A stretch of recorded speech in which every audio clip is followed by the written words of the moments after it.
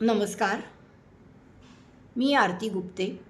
अभिवाचन आरतीचं ह्या माझ्या चॅनेलवर तुमचं सर्वांचं खूप खूप स्वागत. आज एक कथा तुमच्यासमोर सादर करत आहे आणि आजच्या लेखिका आहेत अनघा देशपांडे.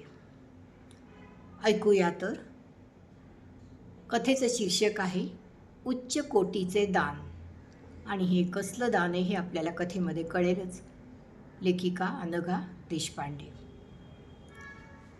तर कथेचं शीर्षक आहे उच्च कोटीचे दान. अगं सुमन, काय करतेस तू हे? अहो काय करू सासूबाई, इतकी वर्ष झाली काय म्हणून नाही केलं. सर्व काही उपाय करायचे ते केले, तरी माझी कूस उजवतच नाही.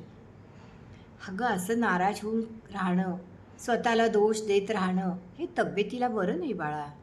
हा संवाद नीता अगदी न राहून पण दुरून ऐकत होती. नीता आणि सुमन ह्या दोघी जावा आहेत. तिला बऱ्याच वेळा मनात आलं की आपण सुमन वहिनींना सांगावं की स्वतःला असं दोष देत बसू नका. माझं होणारं बाळ मी तुम्हाला देईन. दोघी जावांचं एकमेकींवर खूप प्रेम होतं, परंतु नियती पुढे कोणाचं काय चालणार. नीताला पहिला मुलगा होऊन तो आता 5 वर्षाचा झाला होता आणि आता पुन्हा गोड बातमी होती. सर्व कुटुंबीय अगदी सुखात आणि आनंदात राहत होते. सासूबाई, सासरे, 2 भाऊ, 2 विवाहित बहिणी आपापल्या घरी, असे सर्व सुखात राहत होते. ह्या मनोमन बहिणीसारख्या वाटणाऱ्या अशा आणि तशाच राहणाऱ्या अशा दोघी जावा पण देव आपणास आठवण देण्यासाठी काहीतरी उणीव ठेवतोच ना. त्याप्रमाणे सुमन आणि तिचे पती देवाचं आणि इतर सर्व काही उपाय करत होते. पण आणि हे सर्व नीता कित्येक वर्ष बघत होती. त्यांचे करुणामय चेहरे पाहून देवानीच तिला हा उपाय सुचवला की काय असं वाटायला लागलं.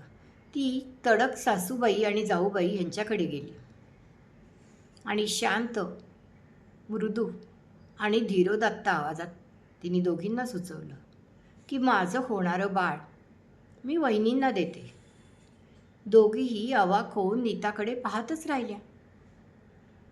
2-3 मिनिटं शांततेत गेली. मग कुठे त्या भानावर आल्या. सुमन आणि सासूबाई यांच्या डोळ्यातून आनंदाश्रू वाहू लागले. सासूबाईंनी नीताला जवळ घेतलं आणि म्हटलं, अगं किती छान कल्पना आहे. आपण आजच सगळ्यांच्या समोर हा प्रस्ताव ठेवूया. सुमन वहिनी तर आनंदाने स्तब्ध झाली. तिला काय बोलू आणि काय करू हेच सुचेना. तिच्या आनंदाला पारावार उरला नव्हता. अंतःकरणपूर्वक अगदी खूप खुश झाली होती ती. संध्याकाळ झाली, दिवे लागण झाली. सर्वजण आपापल्या कामावरून घरी परतले होते.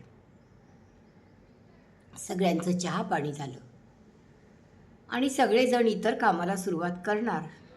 तोच सासूबाई म्हणाल्या, मला ना तुमच्या सर्वांशी खूप महत्त्वाचं बोलायचं आहे.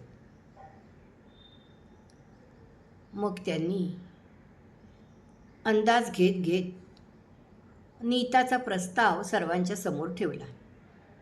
सगळेच काही मिनिटं स्तब्ध झाले. हळू आवाजात परंतु आनंदाने एकमुखाने म्हणाले, वा, काय छान कल्पना आहे. हे तर आपल्या कोणाच्याच डोक्यातच आलं नाही मुळी. आणि मग काय, सर्वानुमते निर्णय मान्य झाला. घरातल्या सर्वांच्याच आनंदाला पारावार उरला नाही. सर्वजण खूप आनंदात आणि खूप खुश होते. यथावकाश नीताची डिलिव्हरी झाली. पुन्हा पुत्ररत्न झाले. आता तर काय, दुधात साखरच, अगदी दूध शर्करा योग.